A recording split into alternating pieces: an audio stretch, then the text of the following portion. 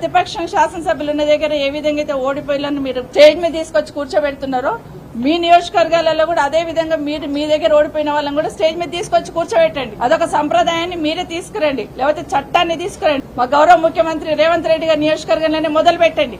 ఓడిపోయిన వాళ్ళని కూడా నాతో పాటు పక్కన కూర్చోబెట్టుకుంటాను మీరు మొదలు పెడితే డెఫినెట్ గా మేము కూడా దాన్ని యాక్సెప్ట్ చేసి ముందుకు తీసుకెళ్తాం. మొన్న ఈ మధ్య కౌశిక్ రెడ్డి గారు స్కూల్ సంబంధించి ఎంఈఓలను పిలిచి రివ్యూ చేస్తే ఎంఈఓలకి షోకాజ్ నోటీస్ ఇస్తారు డిఓ గారు. ఎట్లా పోయినా ఎమ్మెల్యే పిలిస్తే రివ్యూ చేస్తే ఎక్కడ సంస్కృతి తీసుకొస్తా ఉన్నారు. జిల్లా పరిషత్ మీటింగ్ లో ప్రశ్నిస్తే ఎమ్మెల్యే గారి మీద కేసు పెట్టడం జరిగింది. కోవా లక్ష్మి గారు తను ప్రోటోకాల్ పాటించట్లేదని కలెక్టర్స్ వాళ్ళని అడిగితే అక్కడ కూడా మమ్మల్ని మా విధులకు ఆటంకం కలిగించారని కేసు పెట్టడం జరిగింది. పద్మారావు గారు వారి నియోజకవర్గంలో ఇప్పుడు చెక్కుల పంపిణీ గంట ముందు ఆయనకి ఇన్ఫర్మేషన్ ఇస్తుంది. గతంలో ఏముండిందంటే కనీసం జిల్లాకు ఒక మంత్రి ఉండేవాళ్ళు, ఇప్పుడు జిల్లాకు ఒక ఇన్ఛార్జ్ మంత్రిని పెట్టి ప్రతిపక్ష ఎమ్మెల్యేలు ఉన్న కాన్ఫరెన్స్ లో ఒక్కొక్కరిని ఇన్ఛార్జీలు పెట్టున్నారు. ఇది ఎక్కడ పోతుంది పాలన?